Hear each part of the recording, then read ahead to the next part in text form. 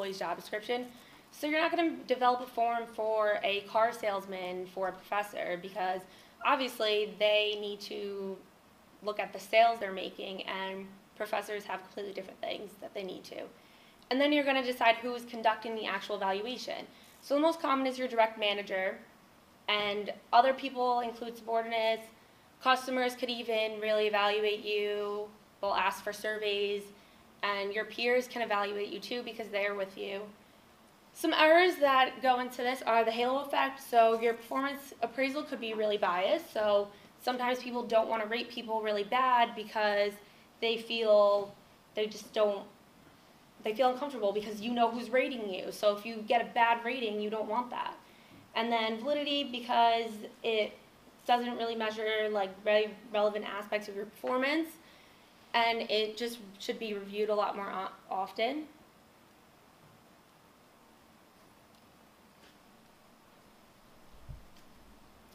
And reliability, so it needs to be consistent and the same measuring tool. So what they need to do is you rate 2 employees, and if their rating is too far apart, then that means that there's reliability issues within the system that they're using, and they need to go back and change that. And then accessibility, so a lot of times people don't accept it. So the managers don't really think this is useful.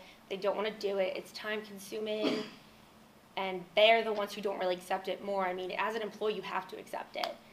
And the last one is they need to be specific to the job. So if it's not specific enough, then it's just not useful, because it's just, yeah, you could do a job good, but not that specific job, and then that runs into a problem. And this is a court case, Brito versus CEO, that was first questioned the legality of performance appraisals. An employee was terminated based on subjective performance evaluation, and it wasn't fair, so they went back and they started to look at, okay, well, are these being conducted fairly? And then the Civil Service Reform Act came out from this, and it required people administering performance evaluations to be trained, because this wasn't before that. And all agencies are required to create performance review systems, which is what I just went over. So all of that came out because of this one person. And now they must be conducted at least once a year, and employees have to be aware of what they're being actually judged on and reviewed on before they're hired, because you can't be reviewed on something if you're not aware that you're being reviewed on it. It's just not really fair. And some sources of performance evaluations are the manager, because they have extensive knowledge on what the employee's performing every day, and even like yourself, because you know what you're doing and how you can grow more and stuff like that. And the customers, they are the ones interacting with the employees, so they do have a really good view of what the employees are doing. And the subordinates can be used as a self-development tool for managers. And now Carly's going to be talking about analyzing collected data.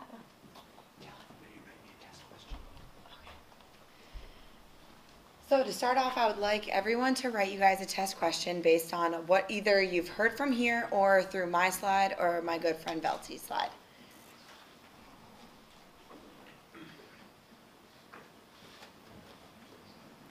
All right, so performance management involves collecting and managing the data through network trafficking.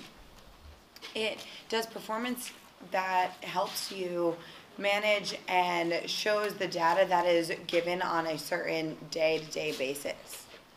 Collecting, storing, and forwarding data helps you see also what else is being stored within the company and everything that's going through.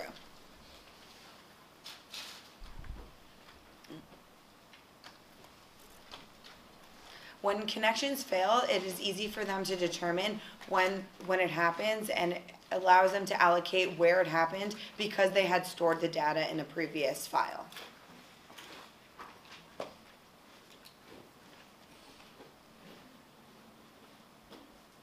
To measure the performance management, they use normal baseline network performance, and then they compare it to abnormal network behavior. Also, when they compare it to abnormal network behavior, they use current and or potential utilization problems, slow response times, and optimum data transfer times.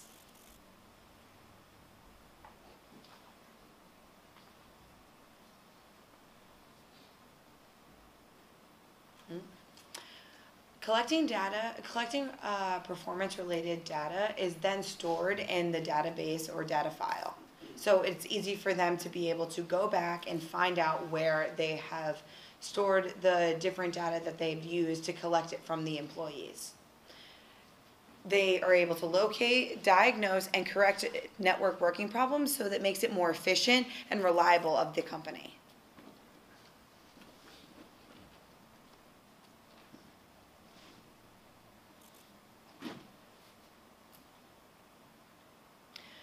Also with locating where the data is, it allows them to decide where the fault management is, handling emergencies, and it will increase productivity within the network and be able to show that the customers can get the best out of their employees.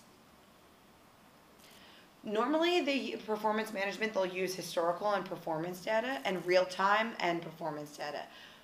Historical performance data is normally based upon doing more. They take several samples, but over every period hour, and it doesn't really work because it only lasts like every certain hour, and it's not actual real time, so it doesn't give you the real information that's going on.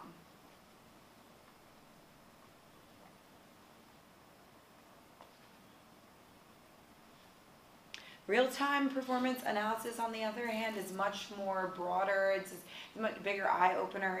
They take a selective sample size and an interval sample and allocate it to a certain specific sample performance, so it allows the employees to be able to achieve their goals within that certain sample.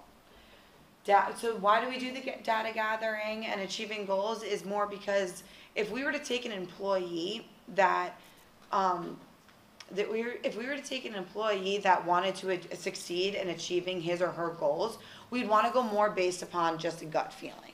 And we'd want to make sure that the actual data is there and be able to store it than just going off of what we think he or she is actually doing.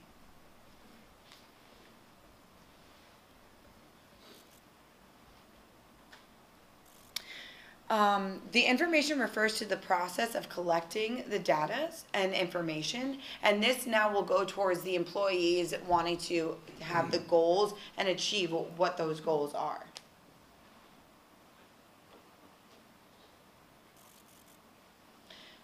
Receiving information is relevant to the employees because if they don't know the information that they're given, they will not be able to achieve their objectives or their goals within the company, and which will be a little foggy for them to actually strive to do all of the things. So for example, if we were to take a bunch of employees that has the following goals and standards to answer phone calls before the 5 rings, we'd want to make sure that the employees we'd be able to ensure that the employees answer the phone call before the 5 rings, and it's helpful to have the hard data because it bases it more off of who's answering before the 5 rings and who's answering after the 5 rings. It's not just based off of a gut feeling.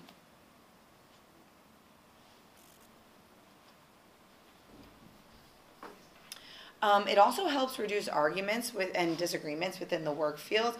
But however, it could also be costly, so they try to implement it when it's more goal-oriented or to exceed, because then in that way they can be able to reach their data requirements and see who's doing the right thing. But managers are not only the only people who need to monitor what's going on within the data. It's also employees who they try and do it within their job to make sure that when they're reaching that goal or the achievement, they can write it down and say what they need to do.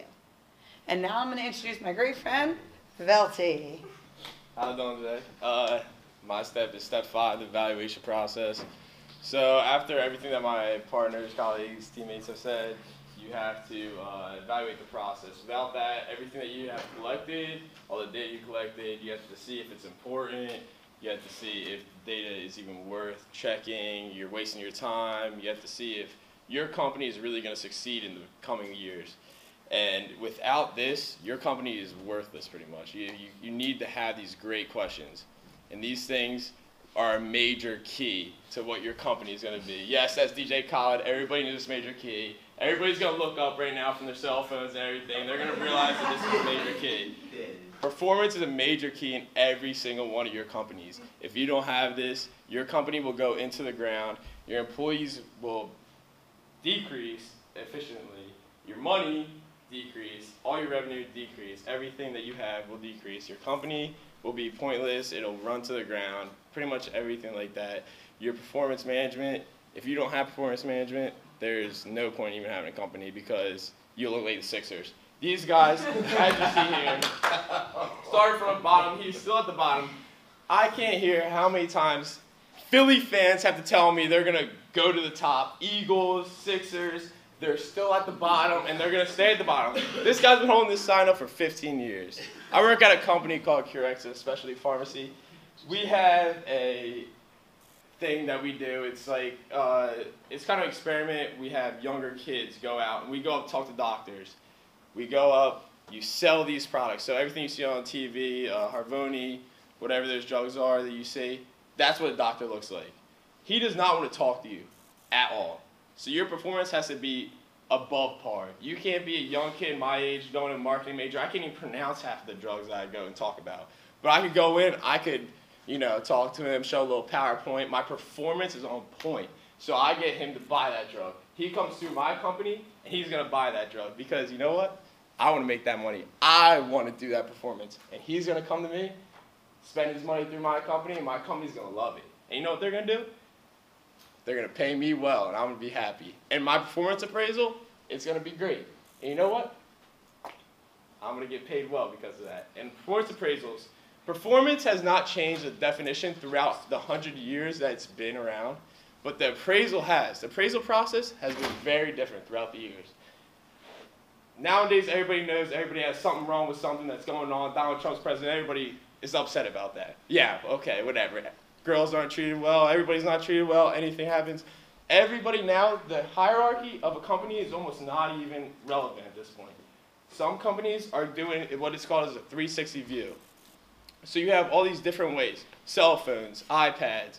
Everything is tracking companies that you could actually see how a specific individual is doing in their realm throughout the day-to-day process. So if you're going out and you're not doing well, you could actually track that process.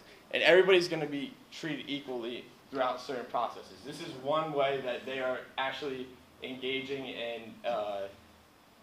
seeing how people are doing in their day-to-day process. So employees need to know that what they need to be accomplished, what they actually can make off of this accomplishment, and how you can improve your performance throughout your day-to-day, year-to-year, however your biannually, year, half a year. So you have to improve on these. So you get all this data, and then you have to collect this data and actually improve off of it. So this data is worth nothing. So you collect the data, you see that this employee or these employees, this part of your company is not worth it, then you actually have to improve on it. So this is all really important because you have your evaluations from year to year. You sit down with your manager, which is a traditional evaluation. You see, oh, you're really not doing well with this certain type of field in this. You're not selling this product well or whatever your company is. Then you see that. You have to improve on it. And then some companies have your self-evaluations where day by day, if you go into the office or you go and just make a sales, this guy says, wow, you did really well. I'm really happy with this. You take a note on that, you write it down. And this literally means nothing to you if you don't go in and you actually write, this guy made that compliment. And you have to really write that well because companies rate you from 1 to however many people are in your company. And they take note on that. And if you really don't succeed in that, you could get dropped off. My company, 45 days, if you aren't doing well, you're at the bottom of the list, you get cut off pretty much in your first 45 days. And that's it. Some companies, if you don't win a Nobel Peace Prize, people are going to cut you off. You're just an average person. You're just an average person at that point. You could go and sell however more than anybody else, and you're still just going to be a normal person. And that's how you're going to be. That's how everybody sees you in that company. you could be, if you don't trust the process, people are just going to see you